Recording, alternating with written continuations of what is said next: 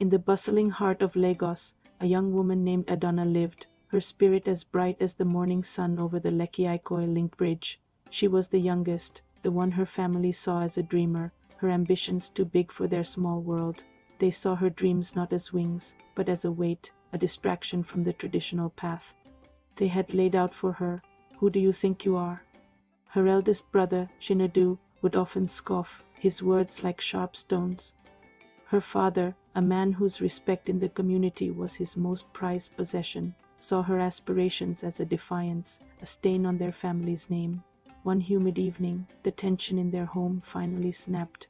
An argument, louder and more bitter than any before, echoed through their compound. They called her ungrateful, a disgrace.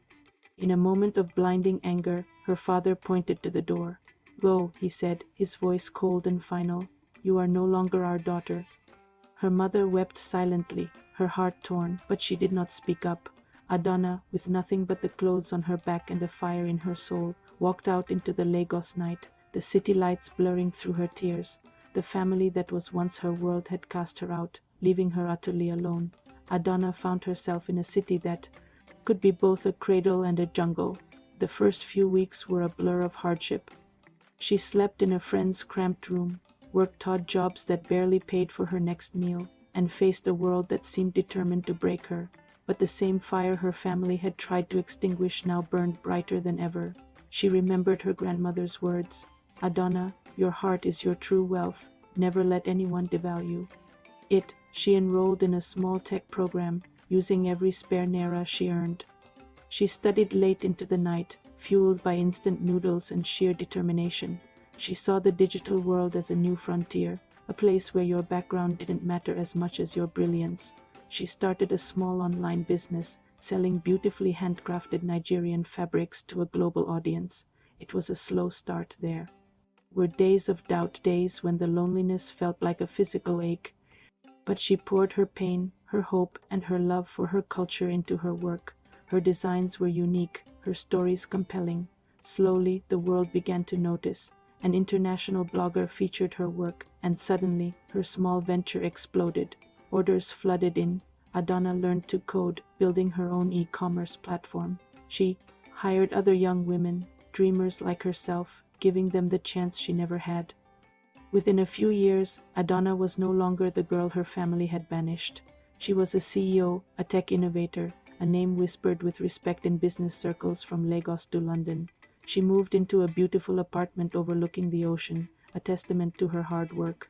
She built a life of success and purpose, yet a part of her heart still ached for the family she had lost. She would often scroll through old photos, a bittersweet smile on her face, wondering if they ever thought of her. She had every reason to be bitter, to want revenge, but the thought of it left a hollow feeling inside her. Her grandmother's wisdom echoed in her mind. Love was her true wealth. Back in her old neighborhood, things had taken a dark turn.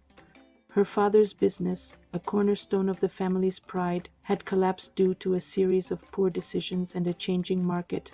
Chinedu, who had taken over, lacked the foresight to adapt. They were deep in debt. The bank was threatening to foreclose on their ancestral home, the very house she was thrown out of. The shame was immense. Her father, once a proud and booming figure, became a shadow of his former self. The family was on the brink of losing everything, their name and their home. Desperate and out of options, her mother finally found the courage to act. With trembling hands, she found a recent magazine article about a rising tech star. The face smiling back at her was her daughter, Adonna. The phone call was the hardest one her mother had ever made. Her voice was barely a whisper, choked with years of regret. She told Adonna everything, the failed business, the crushing debt, the impending foreclosure.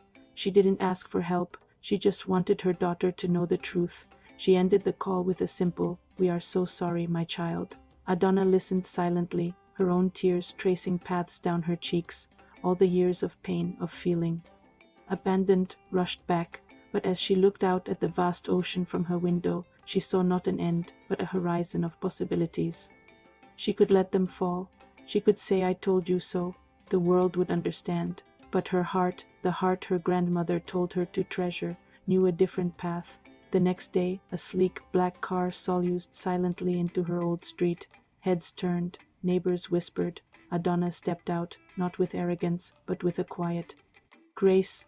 She looked different, more confident, but her eyes held the same kindness they always had. She walked into the house, a place survios of so many painful memories. Her family was gathered in the living room, their faces etched with a mixture of shame and disbelief. Her father couldn't meet her gaze. Shinadu stood stiffly, his pride with his desperation. Adana didn't speak of the past. She didn't demand an apology. Instead, she sat down and opened her briefcase. She spoke of market trends, of digital transformation, of new business models. She laid out a plan, not just to pay off the debt, but to rebuild their business, to make it stronger and more resilient than ever before. She wasn't just offering them a handout. She was offering them a future. She was offering them her expertise, her resources, and her guidance. She was offering them a second chance. Her father finally looked up, his eyes glistening with unshed tears. "Why?" he managed to ask, his voice hoarse. "After everything we did to you, why would you help us?" Adana looked at him, at her brother, at her mother, and a soft smile touched her lips. "Because you are my family," she said simply. "Revenge would only make my new house feel empty, but forgiveness can rebuild this one." In that moment, the years of pain began to melt away, replaced by a profound and powerful wave of love and reconciliation. Adana didn't just save their home. She saved her family.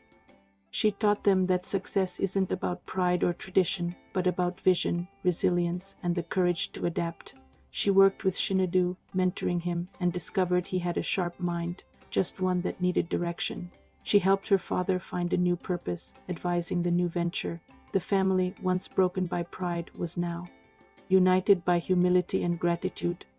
Adana's story became a quiet legend in Lagos, a testament to the idea that true strength isn't in holding a grudge, but in having a heart big enough to forgive. She proved that you can build an empire, but the richest legacy you can leave is one of love. Thank you so much for watching. If this story touched your heart, please like, share, and subscribe to our channel for more content that inspires and uplifts. See you in the next one.